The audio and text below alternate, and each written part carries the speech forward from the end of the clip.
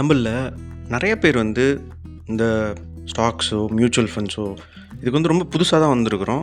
அதிகபட்சமா ஒரு 4, 5 வருஷம் கொரோனாக்கு அப்புறமா தான் நம்மள நெறைய பேர் வந்து பங்குச்சந்தைகளுக்குள்ளேயே வந்தோம். கரெக்ட்டா? ஆனா நம்மள நெறைய பேர் வந்து திரும்ப திரும்ப தினமும் ஒரு 10 வீடியோலயாவது டெய்லி நம்ம கேட்குற ஒரு விஷயம்னா, நீங்க வந்து பணம் பண்ணணும்னா நீண்ட நாளுக்கு முதலீடு பண்ணுங்க அப்படின்னு சொல்றாங்கல்ல. ஓகே.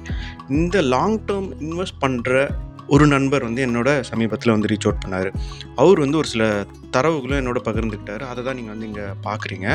அவரு வந்து பங்குச்சந்தையில குறிப்பா வந்து இந்த மியூச்சுவல் ஃபண்ட்ஸ் மூலியமா 10 வருஷமா முதலீடு பண்ணிட்டு இருக்கிறாரு. இப்ப அவருக்கு என்ன நடந்தது அப்படின்றத நம்ம பார்க்க போறோம். இதுல எல்லாத்துலயுமே வந்து ஒரு ப்ரோ அண்ட் கான் இருக்கும்ல. இதுல என்னென்ன ப்ரோஸ் அண்ட் கான்ஸ் அப்படின்றத நம்ம டிஸ்கஸ் பண்ண போறோம்.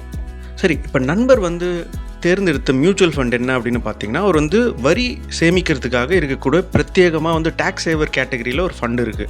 அதுல அன்னைய காலகட்டத்தில எந்த ஃபண்ட் டாப்பா இருந்ததோ அந்த ரிசர்ச்லாம் அவர் வந்து பண்ணாரு.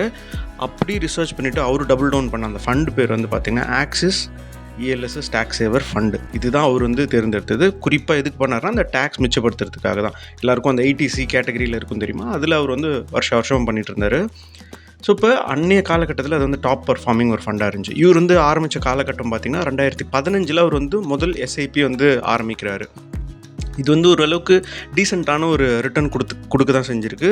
நீங்க இங்க பார்த்தீங்கனாலே தெரியும். எக்ஸ்ஐஆர்ஆர் வந்து 13% இருக்கு.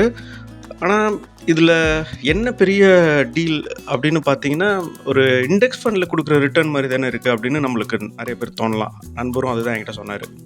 ஆனா, இன்னைக்கு கூட பாருங்களேன், ஆக்சிஸ் இஎல்எஸ்எஸ் டாக்ஸ் சேவர் ஃபண்டு டைரக்ட் பிளான்ல தான் அவர் வந்து முதலீடு பண்ணியிருக்காரு. இன்னைக்கு கூட வந்து ஏயுஎம் பார்த்தீங்கன்னா, அவங்க கிட்ட 34,000 கோடிக்கு மேல அவங்க வந்து சொத்து மதிப்பு வச்சிருக்கிறாங்க. இப்ப இந்த ஃபண்டோடைய பெர்ஃபார்மன்ஸ் பாருங்களேன். இந்த ரீசென்ட் இயர்ஸ நம்ம வந்து ஸ்கிப் பண்ணிடலாம். ஒரு 5 இயர்ஸ் ரிட்டர்ன் பார்த்தீங்கன்னா 17.38% இருக்கு. 10 வருடங்களுக்கு அவங்களுடைய ரிட்டர்ன்ஸ் பார்த்தீங்கன்னா 11.39% தான் இருக்குது. இப்ப நண்பர் வந்து தேர்ந்தெடுத்த அந்த காலகட்டத்தில இன்னும் பிரமாதமான ரிட்டர்ன்ஸ் இருந்த மாரி காமிச்சுது. ஆனா, இவருக்கு கிடைச்சது என்னமோ 13. இதுதான் இங்க இருக்கிற சிக்கல். நம்ம பார்க்கறது வந்து சிஏஜிஆர் ரிட்டர்ன்ஸ் பார்க்குறோம். சிஏஜிஆர் எங்க மெயினா வொர்க் அவுட் ஆகும்னா, லம்சம் போடக்குள்ள லம்சம் போட்டுட்டோம். Point A to point B. Okay, 10 வருஷம் முன்னாடி நான் ரூ. 1,00,000 போட்டேன். இன்னைக்கு அந்த 10 வருஷத்துக்கு அப்புறமா அந்த 1,00,000 என்னவாயிருக்கு அப்படின்ற மாதிரி டேட்டா தான் வந்து சிஏஜிஆர். ஆனா, நம்மளுக்கு ரியாலிட்டியில கிடைக்கிறது என்ன அப்படின்னா, நம்மள பெரும்பாலான ஆட்கள் பெரும்பாலான நேரத்தில சிறுக சிறுக தான் நம்மளால முதலீடு பண்ண முடியும். மாச சம்பளம் வாங்குவோம். அதில வந்து எஸ்ஐபி மாதிரி ஒரு இன்வெஸ்ட்மெண்ட் பண்ணிட்டே வருவோம். அப்ப வந்து நம்மளுக்கு அந்த சிஏஜிஆர் கால்குலேஷன் அங்க வொர்க் அவுட் ஆகாதுல்ல. அப்ப வந்து எக்ஸ்ஐஆர்ஆர் அந்த ரிட்டர்ன் தான் வந்து நம்மளுக்கு கிடைக்கும். அதுதான் ரியல் நம்மளுக்கு என்ன கிடைச்சது அப்படின்றது. ஸோ, இப்போ நண்பருக்கு கிடைச்சது 13.01 இதுதான் கிடைச்சிருக்கு. இவர் வந்து 2 ஃபோலியோ வச்சிருந்திருக்கிறாரு. 2த்தையும் புட் டுகெதர் அவருக்கு வந்து 13% கிடைச்சிருக்கு. இதில வந்து நீங்க பார்த்தீங்கன்னா, ஒரு சைடு ஆன் யுவர் லெஃப்ட் அதாவது சின்ன சின்ன ரெக்டாங்குலா இருக்கு பார்த்தீங்களா? அதில வந்து முதல்ல இருக்கிறது அந்த ஒரு 3.4 லட்சம் இன்வெஸ்ட் பண்ணியிருக்காருல, அது வந்து பார்த்தீங்கன்னா, போத் சிப் அண்ட் லம்சம் 2மே பண்ணியிருக்கிறாரு. அடுத்ததா பார்க்குற அந்த ரூ. 1,00,000 முதலீடு பண்ணியிருக்காரு பார்த்தீங்களா? அது வந்து லம்சமா பண்ணியிருக்காரு. இப்போ லம்சமா பண்ண முதலீடு கூட கிட்டத்தட்ட ஒரு 5 வருஷம் மேல ஆயிடுச்சு. 5 வருஷத்துக்கு அவருக்கு கிடைச்ச ரிட்டர்ன் பாருங்க 12.5% தான் கிடைச்சிருக்கு. இண்டெக்ஸ் ஃபண்டே ஒரு லாங் டேர்ம் பார்த்தீங்கன்னா, வெவ்வேறு பாயிண்ட்ஸ் இன் டைம் பார்த்தீங்கன்னா வந்து ஒரு 13% to 15% அது மாதிரிலாம் ரிட்டர்ன் குடுத்துருக்குது. அதனால இவருக்கு வந்து கொஞ்சம் டிசப்பாயின்ட்மெண்ட் தான். இது போதுமான்னு கேட்டிங்கன்னா, கண்டிப்பா போதாது. சந்தோஷமா இருக்கிறாரான்னா, கண்டிப்பா கிடையாது. ஏன்னா, இந்த எக்ஸ்பென்ஸ் ரேஷியோ குடுத்ததுக்கு பெட்டர் பெர்ஃபார்மன்ஸ் எதிர்பார்ப்போம். அதுதானே ரைட்டு. ஆனா, இவருக்கு கிடைச்சது என்னமோ ஒரு இண்டெக்ஸ் ஃபண்டோடைய பெர்ஃபார்மன்ஸ் தான் அவருக்கு கிடைச்சிருக்கு. அதுக்கு எதுக்கு நான் வந்து ஹையர் ஃபீ நான் வந்து பே பண்ணணும் அப்படின்ற ஒரு கேள்வி இருக்கு. இது எத்தனை வருஷம் கழிச்சு அவருக்கு தெரியுதுன்னா, 10 வருஷம் ஓடி போயிருக்கு. இப்போ தான் ஹிஸ் ரியலைசிங் ஓகே இது வந்து சரியான ஒரு இது கிடையாது அப்படின்னு சொல்லி. ஸோ, அவரு டோட்டலா இது வரைக்கும் இன்வெஸ்ட் பண்ணியிருக்க பணம் பாருங்களேன். அந்த 2 ஃபண்ட்லயும் சேர்ந்து, அதாவது 2 ஃபோலியோஸ்லயும் சேர்ந்து 4,42,000 முதலீடு பண்ணியிருக்காரு. இன்னைக்கு அது 10,40,000 இந்த அளவுக்கு வந்து வளர்ந்துருக்குது. ஓகே, இதே நம்ம வந்து ஒரு பேங்க்லேயோ இல்லை வந்து வேறு எங்கேயாவது நம்ம முதலீடு பண்ணணும்னா அந்த அளவுக்கு நம்மளுக்கு ரிட்டர்ன் வராது. பட் ஸ்டில் இந்த world of stocks and mutual funds வந்து இதே செலவுகள் அதாவது எக்ஸ்பென்ஸ் ரேஷியோவுக்கு நான் வந்து பெட்டரான ஃபண்ட்ஸை நான் தேர்ந்தெடுக்கிறது தானே சரி. அப்போ அதுதான் அவருடைய கேள்வியாக இருக்குது. இது அவர் வந்து குருட்டாம்போக்கில் ஏதோ ஒரு ஃபண்டில் போடலைங்க. அன்றைக்கி நல்லா ரிசர்ச் பண்ணிட்டு தான் டாப் பர்ஃபார்மிங் ஃபண்டில் தான் அவர் வந்து போட்டார். இன்றைக்கி கூட வந்து அந்த கேட்டகரியில் நான் ஏற்கனவே சொன்ன மாதிரி ஏஎம் வைஸ் அவங்க தான் நம்பர் 1ல் இருக்கிறாங்க, டாப்பராக இருக்கிறாங்க. பட் பெர்ஃபார்மன்ஸ் வந்து நாட் ஸோ கிரேட். ஏன்னா அதை விட பெட்டர் பெர்ஃபார்மிங் ஃபண்ட்ஸ் அந்த கேட்டகரியில் இருக்குது. நம்மள முக்காவாசி பேர் பண்ணுறது என்ன, நான் வந்து இப்போ ஒரு மியூச்சுவல் ஃபண்டில் போய் முதலீடு பண்ணணும் அப்படின்னா, போயிட்டு அவங்க என்ன ரிட்டர்ன் கொடுத்துருக்காங்க அப்படின்னு தான் பார்ப்போம். அதில் ரிட்டர்னை பார்த்துட்டு நம்மள நிறைய பேர் வந்து விழுந்துருவோம். அதனால தான் அட்ராக்ட் ஆகிட்டு சரி ஓகே இது ஃபண்ட் நல்லா இருக்குது அப்படின்னு நம்ம நினச்சிட்டு இது பண்ணுவோம். ஆனால் நம்மளுக்கு அதில் என்ன ரிஸ்க் இருக்குது அப்படின்றதே நம்மள நிறைய பேர் வந்து கவனிக்க தவறிடுறோம்.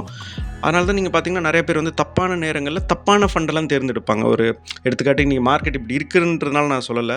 ஒரு ஸ்மால் கேப்பில் இருக்கிற ரிஸ்க் என்ன அப்படின்னு நம்ம தெரிஞ்சு நம்ம அதுக்கு போய் சைன் அப் பண்ணணும். ஒரு மிட் கேப்லேயும் என்ன ஆபத்து இருக்குன்னு தெரிஞ்சு நம்ம அதில் போயிட்டு நம்ம வந்து ஓகே எனக்கு இந்த பிரச்சனை இருக்குன்னு தெரியும், இருந்தாலும் நான் அது பண்ணுறேன் அப்படின்னு நம்ம பண்ணணும். ஆனால் முக்கால்வாசி பேர் வந்து அதை பார்க்குறோமான்னு கேட்டால் கிடையாது.